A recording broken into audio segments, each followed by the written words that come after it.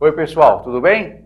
Ralph Peter com vocês novamente, programa Livros em Revista, que vai ao ar toda segunda-feira às 19 horas, com imagens geradas pela BCC Television e agora também disponível nas ferramentas sociais todas, nas mídias sociais todas, incluindo aí o nosso canal no YouTube. Vocês poderão nos assistir a qualquer momento, também na emissora, naturalmente, que tem uma grade de programação muito interessante.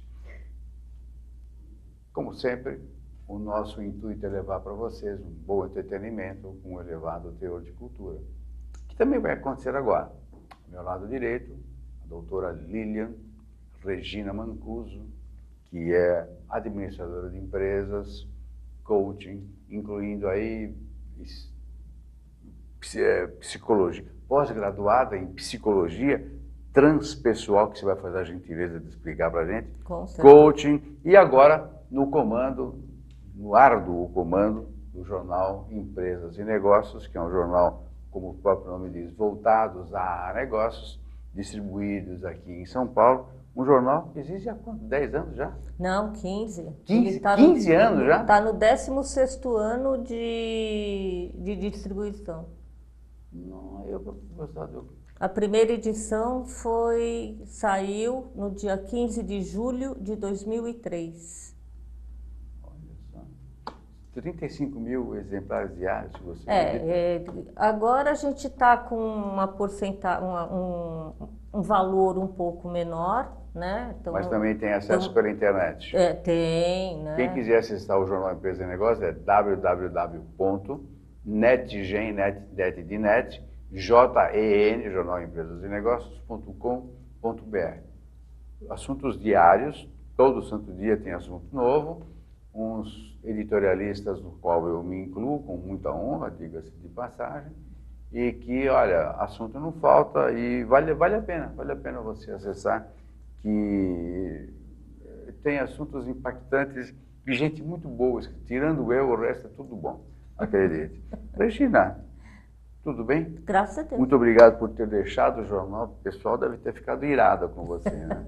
Espero que eles não fiquem comigo. Eu não tenho culpa, eu fiz só o convite. Ela que aceitou, sinto muito. Escuta, primeiro, o que é psicologia transpessoal? A psicologia transpessoal, ela é um veio novo da psicologia, né? Desde 1970, muito tem sido construído e falado em psicologia. Lá atrás, a psicologia tratava o lado doente da pessoa, né? O lado que estava dodói, que tinha feridas. E a pessoa ficava num set terapêutico, assim, 10 anos, né? Entrando em contato com suas dores, trabalhando isso e tal. E de um tempo para cá, o que foi pensado, né? Em vez de colocar o foco no dodói, né? Que tal colocar o foco no saudável, né? E foram feitos vários estudos e a Vera Saldanha, que é quem trouxe a psicologia transpessoal, começou a fazer essa pós-graduação aqui em São Paulo, e ela trouxe isso para as pessoas que quisessem conhecer mais.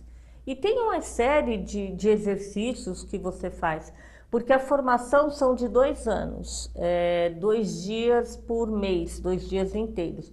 Na minha formação foi assim, hoje está um pouquinho mudado, mas a minha formação era uma sexta por mês e um sábado por mês seguido, sexta e sábado, o dia inteiro. E nesse dia, além de a gente entrar em contato com todo o conteúdo de psicologia e da psicologia transpessoal, eu fazia, e os meus colegas também, muitos exercícios para sentir qual é o efeito que aquilo pode trazer para a pessoa que está sobre o efeito desse exercício, né? Então, ali foram 2 anos de profundo contato com aspectos pessoais muito importantes e com os quais, alguns até, eu não tive condições de lidar antes dos 50 anos, né? Então, foi um processo muito bonito, muito rico, né? é trabalhado muito a expansão de consciência, e nessa expansão de consciência você vai entrando em contato com a dor, com intuição, com uma força que vai brotando, e isso é um processo muito bonito. Requer coragem, mas vamos e convenhamos, né, Ralph? Nascer nesse planeta Mas quando você já foi solicitado toda a coragem do mundo. Quer dizer, quando você, você naturalmente primeiro faz um diagnóstico, isso é protocolar, faz um diagnóstico, depois você passa a utilizar as técnicas que você aprende. Numa média, eu sei que é difícil porque cada caso é um caso, assim como cada pessoa tem uma ação e reação. Mas qual é o grau de efetividade dele? Você começa um tratamento hoje, por exemplo, eu conheço algumas técnicas de psicologia que você tem uma aceleração na consecução do processo todo.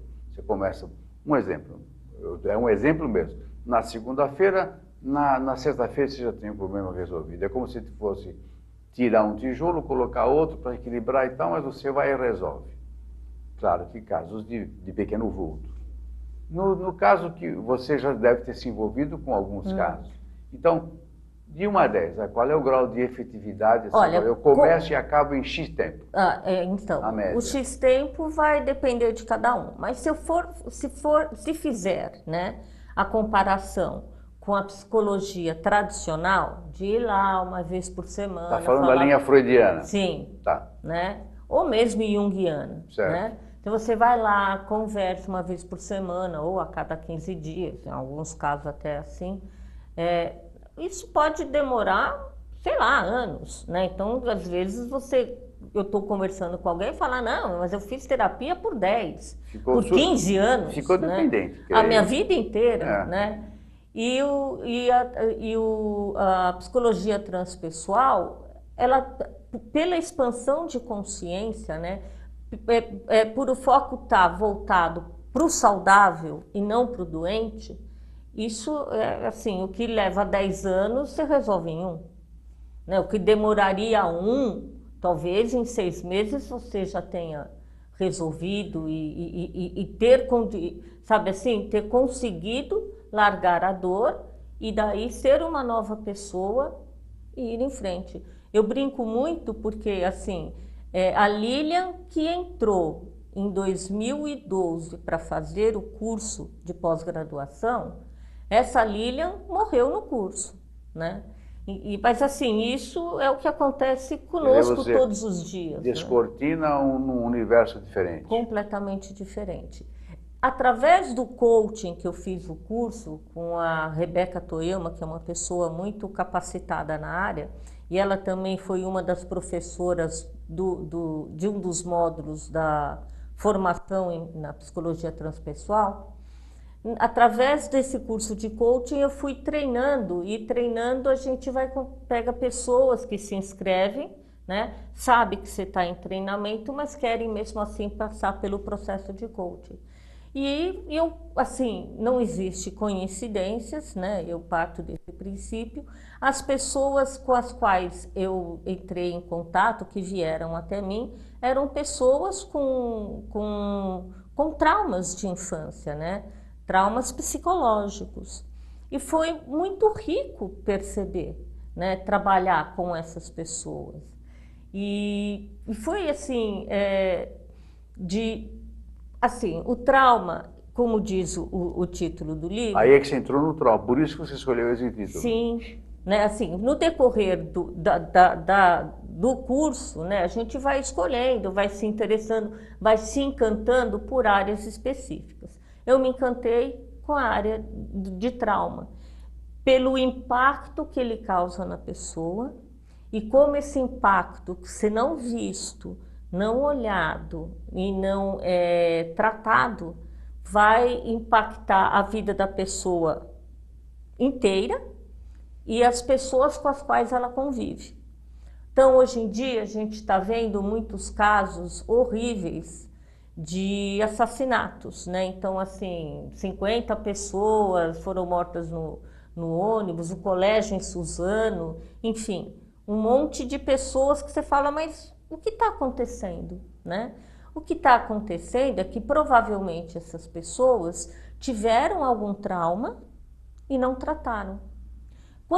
Quando o trauma existe, ela pode ser causado por uma violência contra ela ou uma violência que ela assiste, né?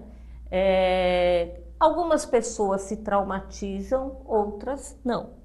Mas as que se traumatizam, né, elas praticamente se congelam no momento em que aconteceu o trauma. Então, muitas vezes fala, mas aquela pessoa é infantil, né? Talvez ela ainda esteja presa numa faixa etária da infância em que ela sofreu algum tipo de trauma, bloqueio, se sentiu paralisada por medo, né? E não conseguiu seguir à frente. E isso vai acarretando um monte de coisa. Em algumas pessoas, o trauma causa uma explosão, ou seja, ela vai tentar reviver o processo que ela sofreu, causando esse mesmo processo no outro, né? Então, se ela passou por um processo de violência, ela vai ser violenta com outras pessoas. Isso é uma explosão. Se ela não tem, se não é a explosão, é a implosão. Então, a pessoa vai procurar, se foi um trauma através de um parceiro, ela vai procurar durante a vida, inconscientemente, parceiros violentos, né? É a tal repetição de padrão. Ela vai ficar repetindo, e ela não tem... Nós não temos consciência, né? Não é essa pessoa fictícia. Sim, é um processo que ela não comanda. Então, a hora que você... E agora tem estudos profundos que falam que o trauma é passado de geração em geração, através de gene. Então, os budistas acham que isso fica por 7 anos. Então, eu acredito que já fique por 70, você está entendendo? Porque, e daí que você vem, eu comecei a analisar que o planeta Terra tem casos de violência pipocando a cada micronésimo de segundos. É só você se deparar com um programa de noticiário qualquer. Então, o que mais tem são pessoas traumatizadas. Eu acredito que em maior ou menor escala somos todos traumatizados, né? E que vamos passando a vida agindo e reagindo em função daquilo que tivemos condições de ver, que tivemos condições de tratar. E os que não viram e nem trataram estão implodindo ou explodindo o tempo todo ao nosso redor. Desabrocha da maneira... Agora, da maneira como nós estamos vendo. Agora, o que me impressiona, é que, por exemplo, nesse caso que nós tivemos aqui agora em Suzano, que você mencionou, que está, infelizmente, na cabeça de todos nós ainda, com muito choque. Que eu creio até que não vai ficar nisso, vai ter outros por aí. Porque a molecada se espelha num e outro e tal. Já não é mais trauma, isso já é um espelhamento. É a minha teoria, né? Nesse caso do menino aí de 17 anos, que influenciou um de 25 para fazer aquela barbaridade, será que ele teve tempo suficiente para guardar um trauma? Uma criança com 17 anos, que tipo de trauma pode ter um garoto desses? Estou perguntando agora para a psicóloga. Não, eu sei. Tem um vídeo no YouTube que fala, se não me engano, o título é Anjo Mal. É sobre um casal de irmãos, eu não lembro agora onde foi que isso aconteceu, se foi nos Estados Unidos, se foi na Europa. Um casal queria adotar crianças e adotou um casal de irmãos. Ela acho que tinha 4 anos e ele ainda era um bebê. E levou para casa, né? E ela começou a perceber, principalmente na menina, que era um pouco mais velha, situações assim, muito chocantes, né? Então, era uma menininha que ela judiava muito de animais, ela começou a pegar facas e esconder, né? Tanto que chegou e ela batia muito no irmão, ela judiava dele, né? Então a mãe adotiva uma vez pegou ela batendo a cabeça do irmão no chão até sangrar, o irmão teve que levar pontos. Nossa. E era uma criança pequena, né? Mas depois ela foi em busca de todo o histórico de vida dessa criança. Essa menina tinha passado muito tempo sendo abusada sexualmente pelo pai, que era um drogado. A mãe também drogada, não lembro agora se a mãe era presente ou não, se já tinha sumido. O menino foi encontrado quando ele foi tirado do ambiente em que ele estava e foi levado para uma instituição para ser colocado em adoção. Quando o encontraram, ele estava com as nádegas totalmente feridas, porque ninguém trocava a fralda dele. Não se sabe há quanto tempo ele estava com a mesma fralda, né? Eu sei que de horror em horror que esses pais adotivos foram vendo tudo, eles começaram a pedir ajuda. E daí essa criança, essa menina, foi levada, foi tirada do seio dessa família, o irmão ficou, mas ela teve que ser retirada e ir a tratamento. Porque seria um desastre, provavelmente. Sim, né? E ela entrou em tratamento, tudo, e passado um tempo depois, eu acho que já com todo esse conteúdo da transpessoal, de expansão de consciência, tem uma filmagem com ela e ela fala que ela machucou muito o irmãozinho dela e que ela sente muita culpa por isso. Ela ganhou consciência disso. Sim, né? Que antes era um processo mecânico quase. Não, é. E ela cresceu, hoje é uma moça bonita, se tornou enfermeira e o trabalho dela é ajudar pessoas que se encontram no processo como o dela, né? E mostrar caminhos e saídas. Interessante. Né? Agora, no caso... Então, assim, essa menina era muito pequena.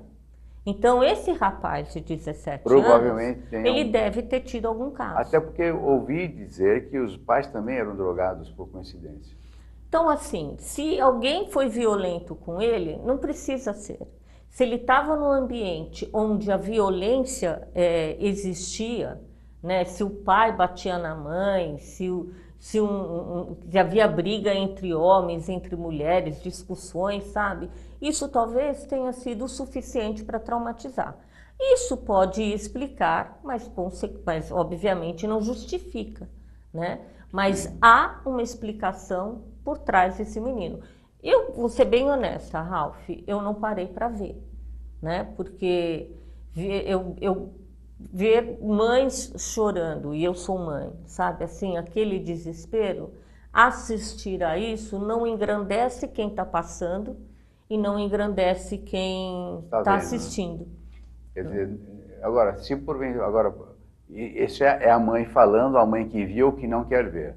Mas se aparecesse a mãe desse menino para ser tratada, porque ela foi também violentada, ela está passando por um trauma, como é que você receberia? Você a trataria? Sim, sim, né? E assim, quando a gente fala de, por exemplo, né? Então, se a gente for entrar agora no caso da Igreja Católica com os padres pedófilos, né? Então, assim, através da Associação Brasileira de Trauma, que também aplica toda uma técnica com o Dr. Peter Levine, que é uma pessoa um americano que dedicou a vida inteira dele a estudar o transtorno de estresse pós-traumático, que é isso que, se esse menino teve um trauma, né, o que ele causou em Suzano faz parte desse transtorno de estresse pós-traumático, né? Então, e para quem procura respostas, para quem quer um diagnóstico, a Associação Brasileira de Trauma, assim como a Lubrate, que é a associação que traz a formação em psicologia transpessoal, tem condições de ajudar, talvez até com mais eficácia que eu, né? Mas é rico o campo. Então, acolher essas pessoas que estejam querendo sair desse processo repetitivo, sofrido, existe uma luz no fim do túnel, né? E basta estender a mão, que hoje você tem acesso. Como é que você diferencia um tratamento transpessoal com o coaching? Eles vão lado a lado, no caso de um profissional, ou seja, de repente um profissional começou a ter lá um certo desvio. O chefe dele percebeu, ó, você não era assim, de repente está ficando e tal. Como é, você lida com uma pessoa em linhas paralelas ou você diferencia? Um é coaching, o outro é... Não, assim, o coaching, ele tem um objetivo a curto prazo. Então, em 2 meses e meio, 3 meses e meio, o processo de coaching vai te ajudar a alcançar o seu objetivo. A formação de coaching que eu fiz com a Rebeca, ela é pautada na psicologia transpessoal. Então, ela tem um impacto muito mais forte, né? E bonito, né? Porque não é só um objetivo de mudar de carreira, né? Ele vai alcançar esse objetivo de dar uma guinada na carreira profissional dele, mas vai ter um autoconhecimento muito grande em todo o processo. Sim, de repente o cara se autoconhecendo, não, é aqui que eu quero ficar, está acabado. Né? Nem todo mundo... Mas assim, quer mudar? as pessoas com as quais passaram comigo, muitas já em idades de 50, próximo disso, um pouquinho depois, e todas com problemas, assim, o mesmo problema, né? Eu não sei o que eu gosto de fazer, eu não sei qual é o meu caminho profissional. Então é uma angústia e a vida tá ali, parece que amarrada, não tem saída, sabe? Ele não consegue encontrar saída. Então, e tá ali, com a família dependendo dele, tem filhos, tem um monte de coisa, e ele tentando achar um caminho e não consegue. E às vezes, se o sujeito tem uma certa idade, como você mencionou, talvez ele até tenha certo prurido, uma vergonhinha de se definir dessa forma. Né? Como é que um cara de 50 anos, pô, eu não sei quem eu sou, é quase, não dá para aceitar isso, né? Mas assim, sim, claro. Quantos de nós realmente sabemos quem somos? Deixa eu te perguntar uma coisa, porque rapidinho, infelizmente já estamos encerrando. Os órgãos governamentais estão aparelhados ou dão a devida guarida a esses problemas de trauma, deficiências e coisas do gênero? Tem o respeito merecido? Não. E você vê, uma coisa que eu acompanhei no colégio que meu filho estudou, ele sofreu muito bullying. Mas não existia um psicólogo dentro do colégio para atender. E não é um psicólogo, é um bom psicólogo, né? Assim, tem que ser um profissional com P maiúsculo. Sim, porque ali é a raiz de todos os fatos, né? Então, assim, a criança tem uma criança sofrendo bullying que precisa ser ouvida e tem crianças fazendo bullying, né? E é cruel, né? Então, mas é cruel porque também, de que meio ela veio? Será que esse meio também não foi cruel com ela? Né? Porque assim, falando de lar, de pai e mãe, né? Todos têm dores, né? Então, a dor que eu tenho e que não olhei, eu não vou conseguir ajudar meu filho se ele estiver passando pela mesma coisa. Né? Porque eu não olhei, eu não vou ter condições de ajudar.